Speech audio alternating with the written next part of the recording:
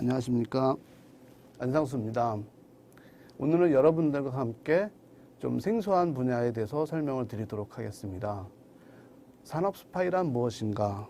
제가 이제 앞으로 다룰 주제들이 각 나라별 기술 전쟁과 관련된 내용을 말씀을 드리도록 하겠습니다. 자, 산업 스파이. 우리 산업 스파이 하면 잘 생각나시죠?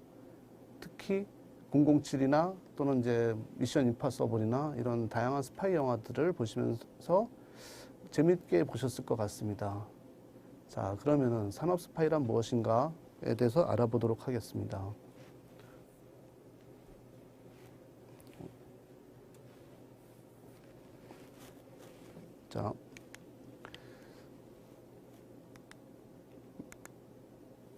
자, 오늘 우리가 알아볼 것은 산업 스파이에 대해서 이해를 하고요. 그 다음에 산업 스파이에 대한 피해를 이해를 할 수가 있을 것입니다.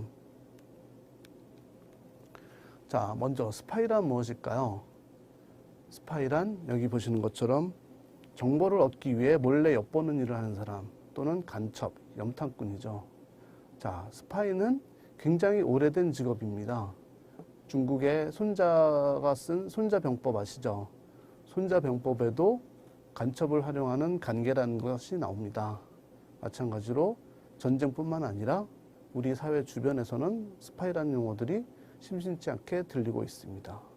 최근에 미국과 그다음에 중국 간의 무역 전쟁을 벌이고 있습니다. 여러분들 연일 뉴스에 보도돼서 잘 알고 계시죠?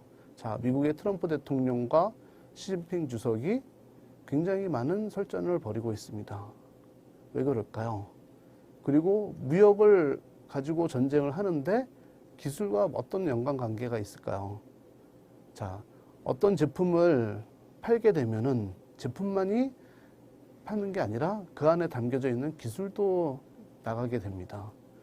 그러면은 그 기술이라는 것은 여러분들이 눈에 보이지 않지만 물건 속에 담겨져 있는 것이죠. 그렇기 때문에 물건과 기술이 함께 나간다라고 보시면 될 것 같습니다. 자, 그런 물건과 기술이 이전을 하는 관계에 있어서 스파이의 역할들이 상당히 존재를 하고 있습니다. 먼저 스파이에 대해서 다시 한번 알아보도록 하겠습니다. 자, 스파이란 정보를 얻기 위해 몰래 엿보는 일을 하는 사람, 그 다음에 간첩, 연탐꾼을 말합니다. 영화 007 아시죠? 제임스 본드. 저도 어릴 때부터 재밌게 보고 있고 지금도 새로운 시즌이 나오면은 봅니다. 그리고 영화 미션 임파서블. 톰 크루즈 나오는 거죠. 이것도 상당히 재밌는 이제 스파이 영화라고 할 수가 있습니다.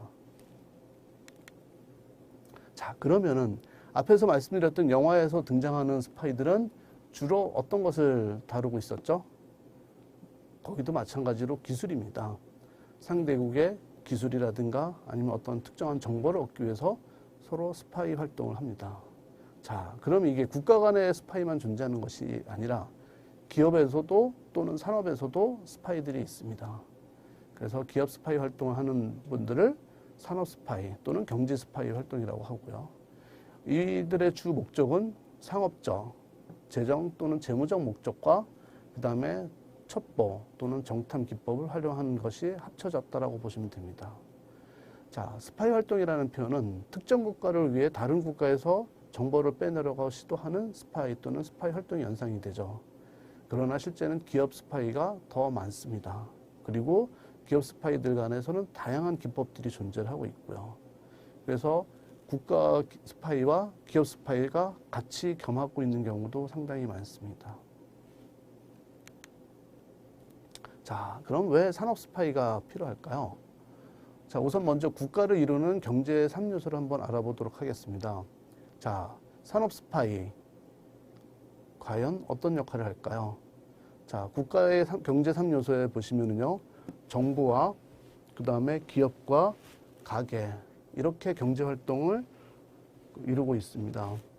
자, 정부에서는 국민들로부터 또는 기업으로부터 세금을 걷고 각종 지원 정책을 펼쳐서 경제가 순환되도록 하는 중추적인 역할을 하고 있습니다. 자, 기업은 물건을 만들고 설비와 기술에 대한 투자를 하면 R&D 투자를 하면서